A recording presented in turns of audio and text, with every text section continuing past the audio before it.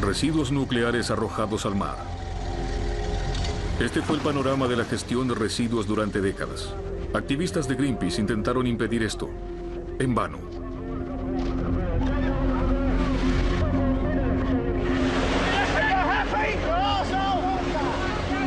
¿Qué ocurre con este legado radiactivo en el mar?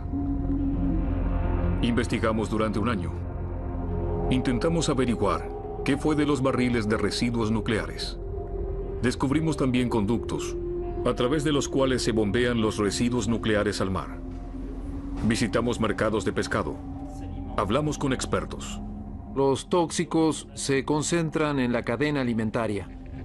Y con muchas personas que temen por la radiación. La radiación aquí comienza a subir. Les preguntamos a los políticos sobre esto que heredamos de la industria nuclear. ¿Qué ocurre allí abajo en el fondo del mar? Y como las respuestas resultaron insatisfactorias, decidimos ir nosotros mismos en busca de los barriles de residuos nucleares.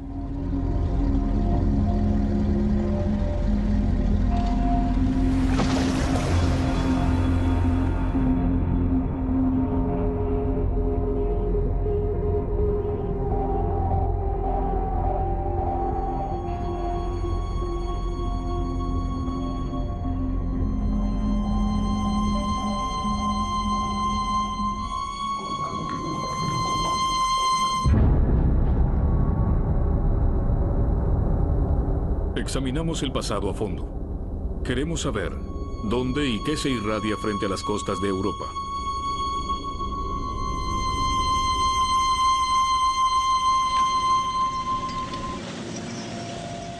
Todo lo que irradiaba fue vertido al mar, en estos barriles de acero.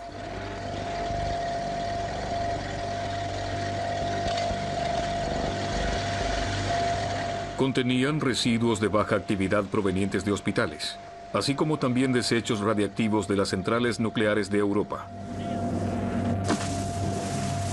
Hace décadas que la industria nuclear utiliza el mar como un cementerio nuclear. Mayo de 1967. En el puerto de Emden, en Baja Sajonia, se cargan en el buque inglés Topaz residuos nucleares provenientes de Alemania, Gran Bretaña y Francia. Los barriles serán arrojados a no menos de 4.000 metros de profundidad. Los residuos nucleares se diluirán en el agua. La tripulación inglesa del Topaz vuelca la carga radiactiva al mar. Así desaparecen más de 100.000 toneladas de residuos nucleares. En el Atlántico Noreste, en el Mar de Irlanda, pero también en el Bajo Canal de la Mancha británico.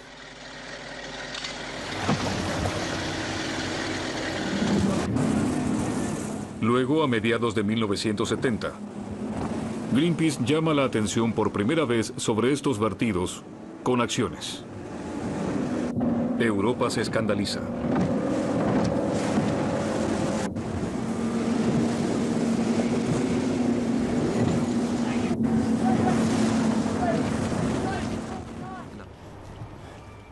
A 32 años de la intervención con botes en el Atlántico, nos encontramos con dos de aquellos activistas, en Greenpeace en Hamburgo. Harald Sindler y Ronald Heap no se han visto desde hace muchos años. Ambos lucharon con convicción contra el hundimiento de residuos nucleares. Le mostramos las grabaciones a Harold Sindler. Incluso hoy, años más tarde, le corre un escalofrío por la espalda. Es cínico. Sin embargo, la industria nuclear no se dejó impresionar por las acciones de Greenpeace. Los vertidos continuaron, los ambientalistas fueron combatidos y criminalizados.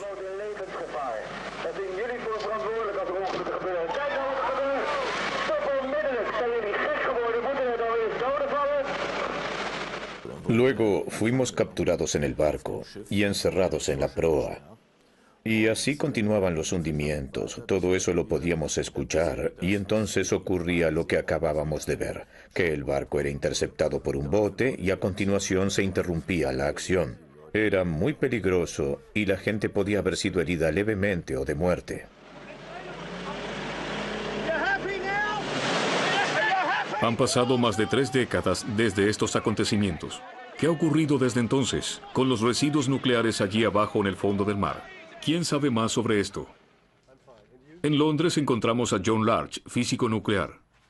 En los años 60 participó del desarrollo de una bomba nuclear británica y conoce mucho acerca de los vertidos, en especial el de los militares.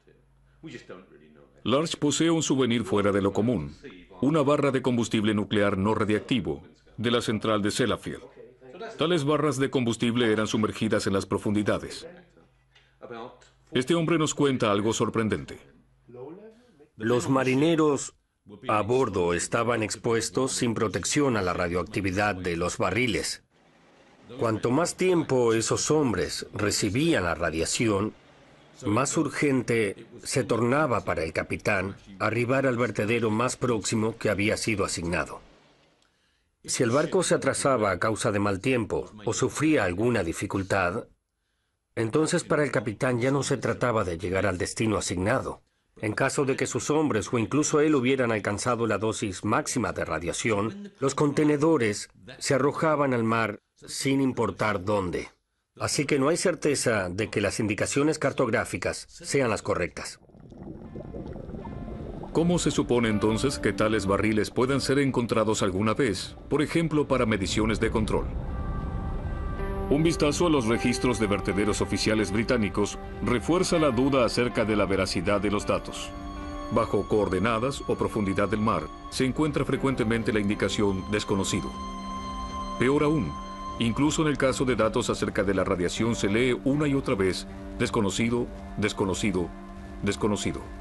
Así figura en el índice de vertederos del mar de Irlanda.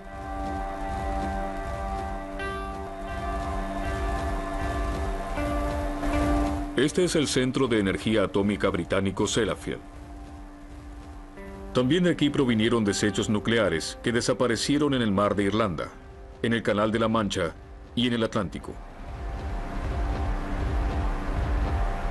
La sospecha: residuos nucleares altamente radiactivos podrían haber sido sumergidos. Esto estaba prohibido oficialmente.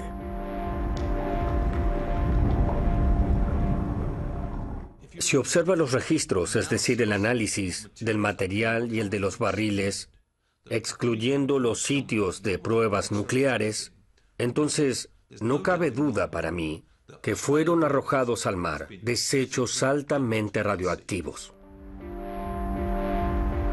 Esto significaría que en este punto los registros serían incorrectos. ¿Cómo fue posible llegar a tales errores? De hecho, se trata de errores, o más bien de algo premeditado.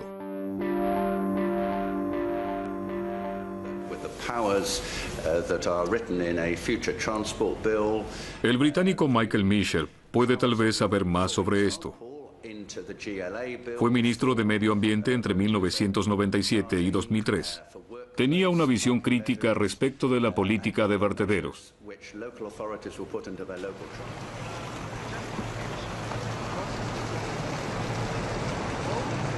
Quien fuera en aquel entonces el más antiguo ministro en el gabinete de Tony Blair, hoy es diputado.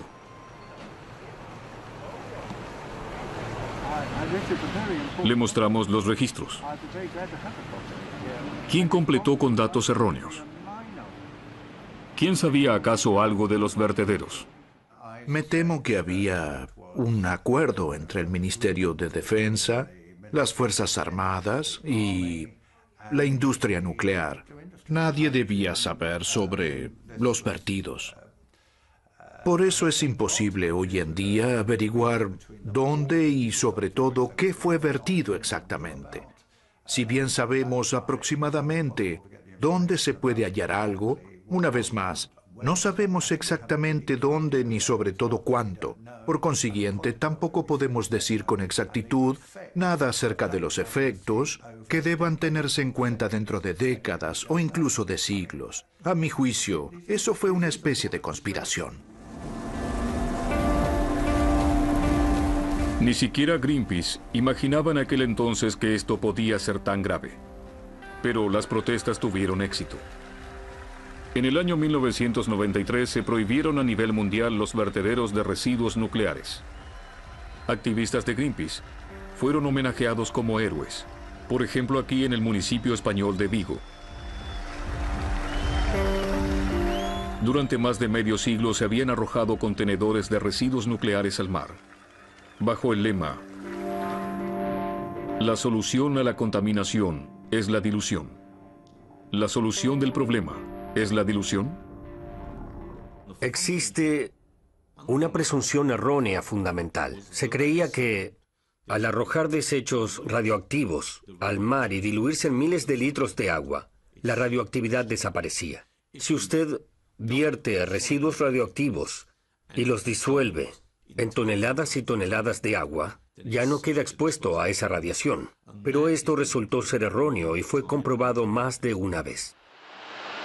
Las primeras pruebas de que este legado altamente tóxico no desaparece sencillamente por dilución fueron obtenidas por expertos luego de un viaje de exploración a mediados de los años 80. Alemania envió el barco de investigación Walter Herbig a las zonas de vertederos del Atlántico. Fueron explorados los puntos donde se arrojaban los desechos al mar. Sin haberlo planeado, se cargaron a bordo 9 toneles. Los investigadores hallaron plutonio en el agua, en el fondo del mar y en los peces.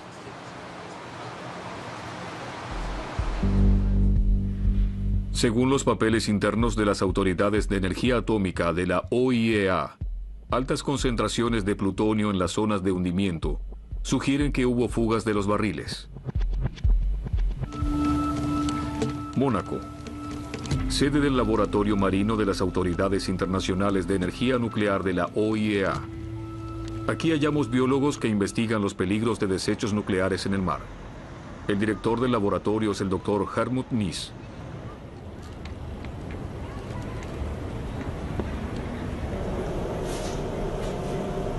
Los expertos le dan alimento contaminado a los animales marinos. Quieren saber qué efectos causará en los organismos. El Dr. Nies y sus colegas están a cargo también de los contenedores de residuos nucleares hundidos. La pregunta clave es, ¿qué hay en los barriles? ¿Existen aún barriles intactos, luego de tantos años en el fondo del mar, o ya se corroyeron? De por sí, si se investiga constantemente el lecho marino, ya hubieran aparecido contenedores. Entonces usted parte de la base de que los barriles en el Canal de la Mancha se corroyeron o ya no están. Sí, en sí de eso parto. ¿Y si se encontraran barriles intactos, sería mejor ponerlos a resguardo? Si no implicara un gran despliegue, para mí, por supuesto, habría que sacarlos.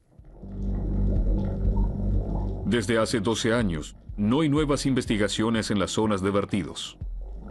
¿Tiene razón Nies? ¿Están todos los barriles ya corroídos? Decidimos buscar nosotros mismos. La única zona de hundimiento que está dentro de nuestras posibilidades y medios es Horn Deep, una depresión en medio del Canal de la Mancha británico, cerca de las islas del canal.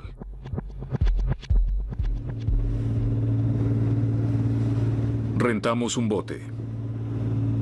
Horn Deep está ubicado a aproximadamente 10 millas marinas al noroeste de la isla del canal de Alderney. Un pequeño submarino nos provee escenas de video.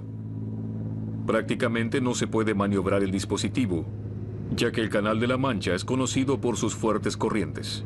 El activista de Greenpeace, Harald Sindler, está con nosotros a bordo. Si me pusieran a disposición los medios necesarios, sacaría de inmediato un barril del fondo y traería al responsable de esto. Es irresponsable. Acá fueron sumergidos más de 28.000 barriles de residuos nucleares. Esto es increíble. La particularidad de Horn Deep es que aquí yacen miles de barriles de residuos nucleares, no a 5.000 metros, sino apenas a 100 metros de profundidad.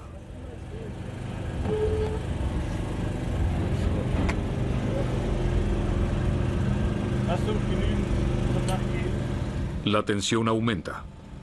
Según los registros, allí abajo hay municiones de la Guerra Mundial y desechos atómicos. ¿Qué encontraremos?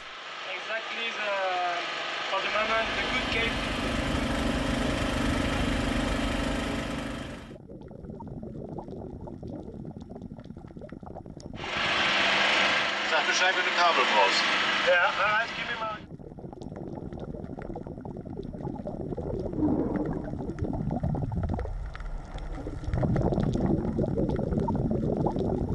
En la primera inmersión filmamos un barril de residuos nucleares, intacto. Eso significa que hay aún barriles cerrados allí abajo, que se podrían poner a resguardo.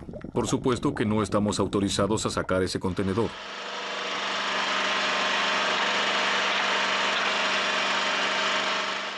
En la segunda inmersión, descubrimos también este barril totalmente corroído. El hallazgo tampoco le es indiferente a Harold Sindler. Lo que aún me conmueve es encontrar estos contenedores tan cerca del continente, entre 90 y 140 metros de profundidad, pudiendo ver desde aquí Alderney, estando tan cerca de Francia, prácticamente a poco más de media hora en barco.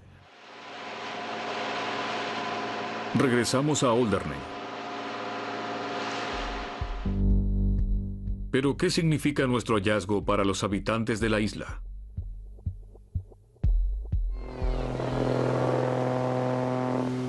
En Alderney, nos encontramos con el profesor universitario Chris Busby.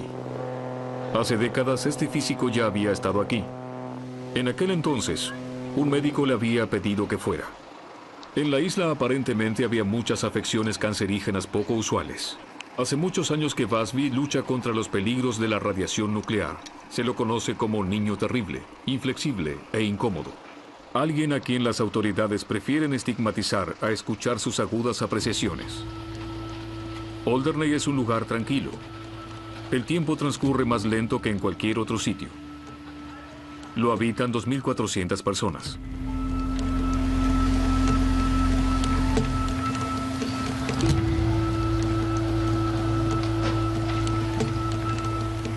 La isla es también un refugio para jubilados británicos de buen pasar.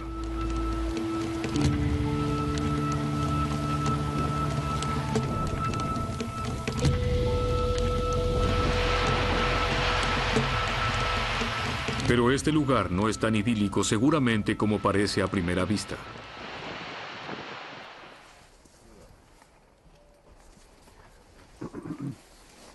Para nuestro asombro, Busby va adelante junto con nosotros al cementerio. Hay que buscar a las víctimas, según su teoría. Eso dice más que cualquier valor de medición de radiación. Basta con encontrar un solo caso de leucemia infantil en esta isla y ya se tiene la respuesta. Para el tamaño de la isla, un caso es demasiado. Aquí hay uno. Tratamos de averiguar si realmente el índice de muertos por leucemia es alto. Pero las cifras exactas están guardadas bajo llave. Protección de datos. Tal vez hallemos indicios en la isla. Preguntamos a personas al azar cerca del cementerio por las causas de muerte. La esposa de un empleado estatal de la isla murió de un tumor cerebral. Luego se enfermó su segunda mujer, también de un tumor cerebral. Pero ahora se recuperó y aparentemente está sana. Y luego vimos de casualidad un programa en la televisión. Mostraban operaciones en vivo. Y mostraron el caso de un hombre al que le extrajeron un tumor cerebral y provenía de Alderney. Este hombre murió el año pasado. Y creo que hay un niño, al menos un niño, con un tumor cerebral. Queremos abandonar la isla. Estadísticamente llamaría la atención. Pero las autoridades solo dicen una cosa frente a Chris Busby. Todo está en orden.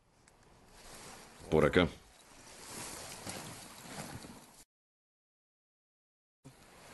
El profesor universitario viene con nosotros hasta la playa. Quiere medir la radiación.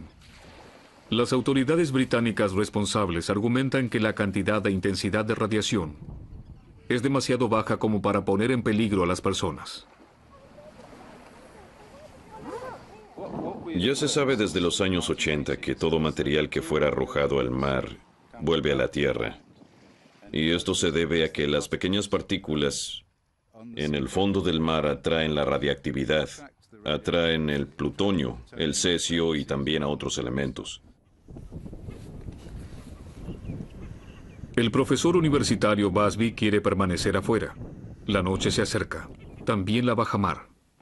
Busby critica a las autoridades por no hacer sus propias mediciones, sino tan solo estimar la radiactividad. Allá afuera en el Hard Deep. Yo creo que vamos a encontrar cesio 137, rutenio 106 y bastante plutonio. ¿Plutonio? Sí, claro. Eso podría ser bastante tóxico acá, ¿no? Sí, por supuesto. El espectrómetro gamma de Chris Busby mide en este lugar la elevada radiación. 194. Alta atmósfera. 204. De Hard Deep viene realmente una gran cantidad de elementos, sobre todo uranio enriquecido. Y es muy probable que la radiación que medimos aquí haya provenido de Hard Deep. También medimos con nuestro contador Geiger. Es cierto, la radiación es elevada. ¿Cuán peligroso es para los habitantes aquí en Alderney? Basta tan solo con una célula dañada y que ésta afecte a otra vecina y a una más y a otra más con cáncer. Así que cualquier mínima dosis, desde las primeras partículas irradiadas, puede desencadenar en cáncer. ¿Tiene razón Busby el inflexible? ¿Y no se deberían resguardar por precaución los barriles que permanecen intactos? ¿Qué dice al respecto el director del Departamento Británico de Autoridades Sanitarias, el Dr. Cooper?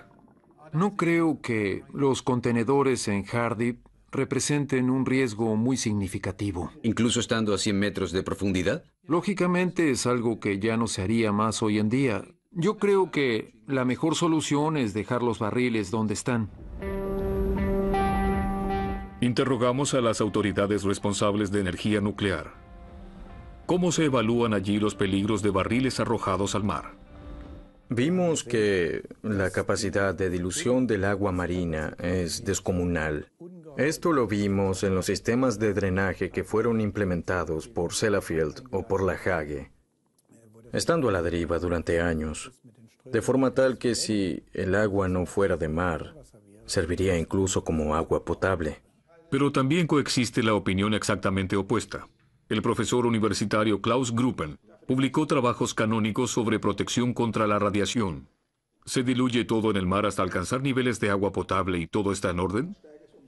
Si la cantidad en la cual se diluye algo es infinita, entonces se diluye bien. Por ejemplo, lo que se arroja al espacio. Pero la Tierra es un cuerpo celeste muy pequeño y de una cantidad que se mantiene, pesa unos 6.000 trillones de toneladas, por lo que la concentración aumenta constantemente. Nuestra conclusión es: la radiactividad podría esparcirse en vez de desaparecer. Faltan datos precisos sobre la ubicación y cantidad de barriles sumergidos. A su vez, existen discrepancias respecto de si deben ser resguardados o no.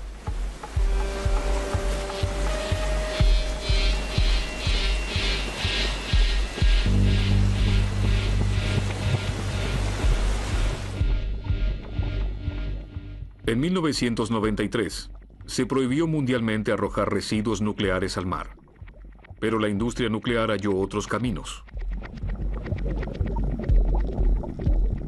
Hoy en día ya no arroja más contenedores. La industria nuclear construyó conductos submarinos kilométricos, por los cuales los efluentes radiactivos fluyen al mar.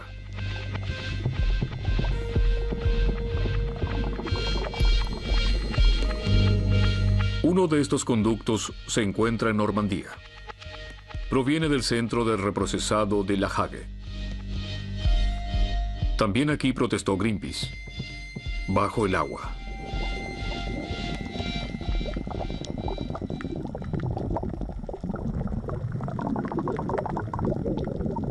Para los ambientalistas, está claro que la gestión de residuos por medio de tuberías destruye el medio ambiente, tanto como los hundimientos de barriles. La ventaja para la industria nuclear es que ya no hay más titulares negativos por los contenedores. La gestión de residuos nucleares por conductos permanece oculta a los ojos de la opinión pública. La Hague es la estación de gestión de residuos nucleares de toda Europa. Los castores alemanes migran a Normandía, pero los habitantes ya no están dispuestos a aceptar sin más el uso del mar como contenedor de basura nuclear. David Boily es físico, fundador y presidente de un grupo de acción ecológica. Hoy visita una escuela primaria local y les explica a los niños sobre radiactividad, plutonio tóxico y desechos nucleares. David Boily nos pide que lo acompañemos al mercado de pescado.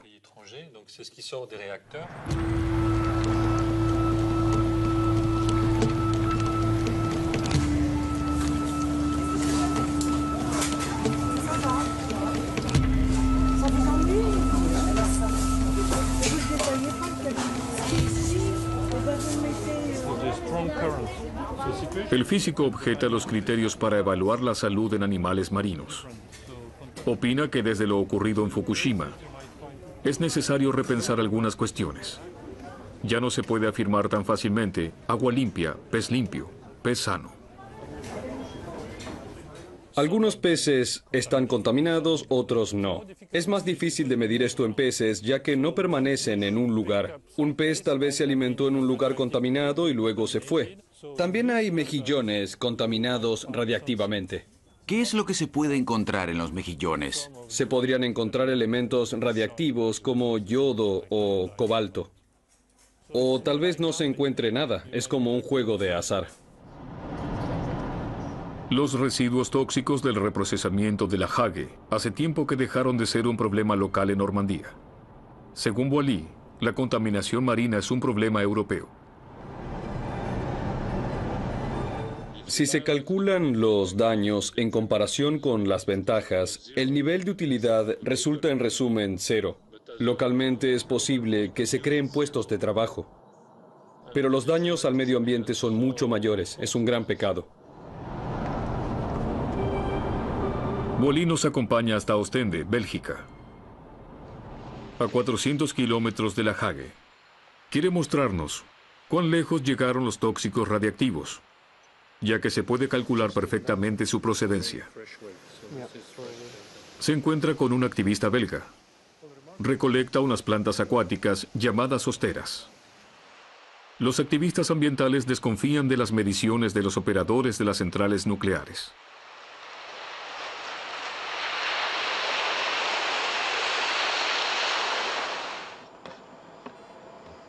Boily continúa viaje con nosotros a Holanda. También quiere recolectar muestras de hosteras para su laboratorio.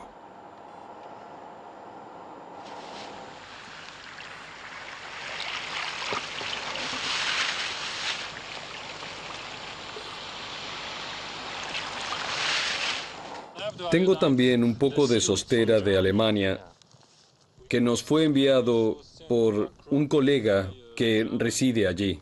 Y él quería saber si era posible que se hubiera propagado yodo radioactivo de la Hague hasta Alemania. Nuestra respuesta fue sí. Encontramos yodo radiactivo en Alemania. Estamos de regreso en los laboratorios de ACRO, la iniciativa ciudadana. La sostera, facilitada por voluntarios, muestra un valor de tritio 5 veces más alto que el declarado por el operador de la central nuclear francesa Areva. Ahora está claro por qué los ciudadanos miden valores por su cuenta. David Boily trajo animales marinos del mercado. Pierre Barbet, biólogo molecular, nos explica qué ocurre con estas especies. Sabemos, entre tanto, que hay un recambio entre lo profundo del mar y las capas marinas superiores. Los tóxicos radioactivos se concentran en la cadena alimentaria. Este pequeño gusano, por ejemplo, puede albergar 2 a 3,000 veces más radioactividad que su entorno. Es devorado, a su vez, por un ser vivo más grande y así sucesivamente. Al final de la cadena observamos daños en las células sexuales de los cangrejos. Y estos daños, estos defectos genéticos, se transmiten a la generación siguiente. ¿Y estos defectos hereditarios aparecen de la misma forma en los humanos? Sí. ocurre lo mismo en cualquier célula, sea humana o animal.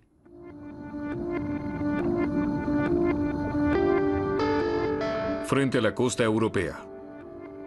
En focas grises se encuentra plutonio altamente tóxico.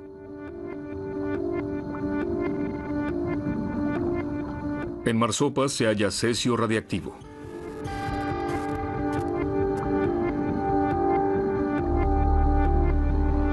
Se desconoce cuáles serán los efectos que esto tenga sobre futuras generaciones. De allí que los biólogos marinos exijan que todo animal deba ser protegido de la radiactividad.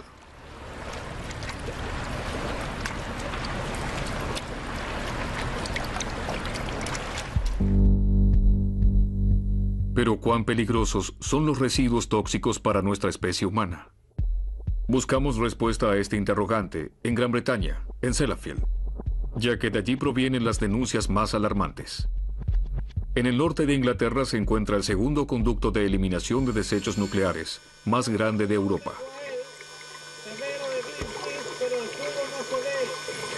Al igual que en Francia, fueron los activistas ambientales de Greenpeace quienes advirtieron sobre estas tuberías.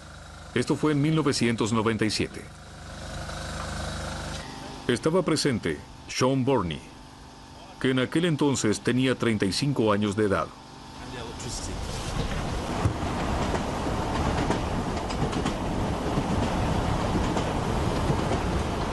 Desde hace casi 2 décadas, combate los desagües al mar. Es una lucha por los números, los valores límites, pero también por el discurso hegemónico. A Burney le preocupan los habitantes de la costa. El Estado mandó a examinar a varios de ellos.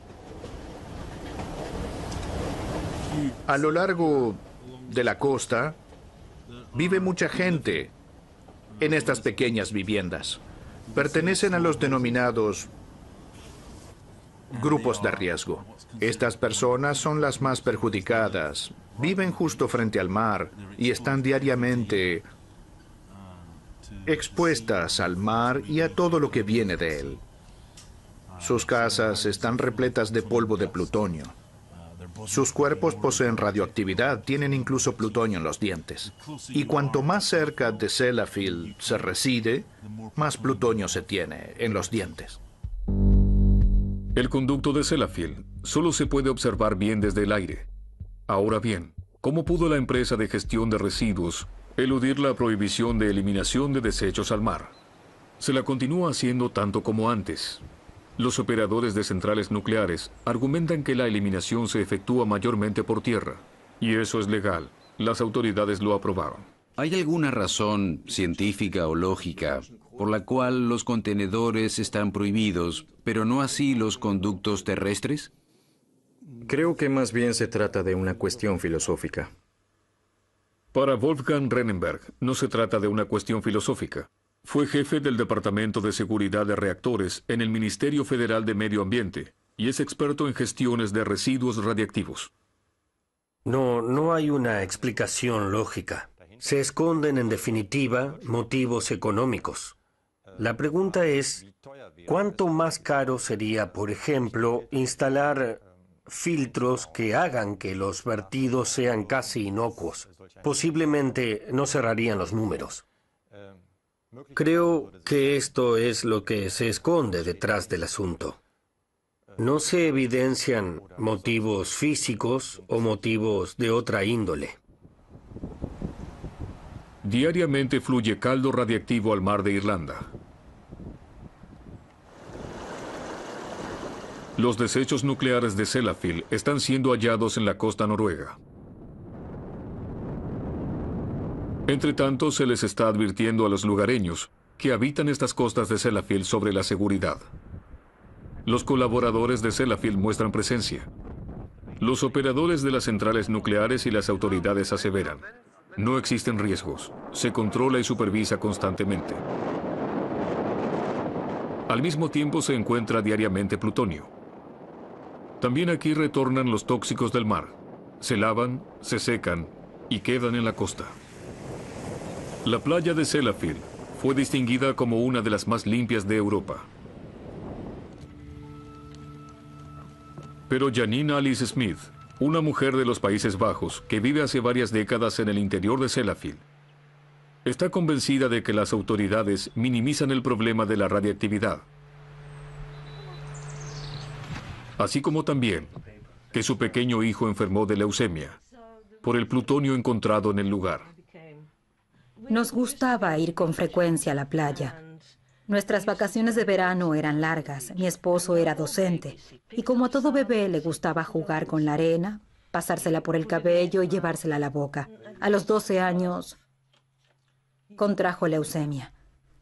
Y con el tiempo supe que mi hijo no había sido el único. Hubo otros niños que enfermaron, como Donald.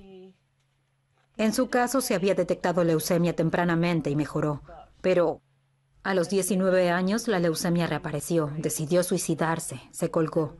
Gemma falleció a los 7 años, luego de un trasplante de médula ósea, debido a una infección. Windscale, the biggest commercial nuclear reprocessing works in the world. La televisión local informó ya en la década de los 80 acerca de leucemia en niños. Para los periodistas estaba claro que los operadores de centrales nucleares e incluso las autoridades sanitarias negaban la magnitud del peligro. 3 niños de una escuela de Seascale contrajeron leucemia en una misma clase. El exhaustivo informe periodístico local de Yorkshire TV no logró frenar la eliminación de residuos tóxicos. The radioactivity here can be measured quite simply with a Geiger counter. It's in the mud and it's on the beach. Scientist Dr. Philip Day is measuring this radioactive pollution. Intentamos investigar lo que esos informes reflejaban. Alrededor de la planta de reprocesamiento de material nuclear de Sellafield, está prohibido todo tipo de filmación en el recinto de la empresa. Tampoco llegamos a los conductos. No resulta fácil acordar fecha para una entrevista. Finalmente logramos reunirnos en el estacionamiento frente a la central. Queremos saber qué relación existe entre los residuos radiactivos y los casos de leucemia. Por supuesto que el tema de los casos de leucemia es complicado. Los casos fueron analizados durante años por las autoridades sanitarias de Gran Bretaña, o sea, por las personas indicadas. Y ellos afirman que la tasa elevada de leucemia en esta localidad no está particularmente vinculada con nuestra actividad. Con esta explicación, aún está permitido el acceso a la playa, pese a los hallazgos de plutonio. Pero hace tiempo que se asume en los círculos científicos que la intoxicación crónica puede causar cáncer aún en casos de baja radiación. Viajamos 10 kilómetros hacia el interior del continente, ya que también aquí encontramos tóxicos. A orillas de este río la radiación es claramente más elevada. Esto nos muestran Janine y Sean Burney.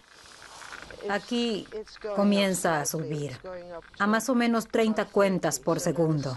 Esto quiere decir que la radiación aquí es 3 veces más elevada que allá atrás en la calle. Y esto en un punto de acceso público. Un camino de herradura conduce directo a la orilla del río. En verano la gente se da un baño en el agua. Hay bancos para sentarse a descansar. Bernie y Alice Smith critican a las autoridades que trabajan, incluso adrede, de forma imprecisa. Entonces, cuando las autoridades toman muestras, ¿toman solo una y eso es todo? Ocultan información a los periodistas. Buscan saber lo que ocurre de un año a otro. No les interesa saber qué fue depositado aquí hace 50 años. Y quieren ocultarlo, pero los residuos tóxicos están ahí. Estas son imágenes de un centro de cáncer infantil en Wales. Nos la envió el profesor universitario Chris Busby.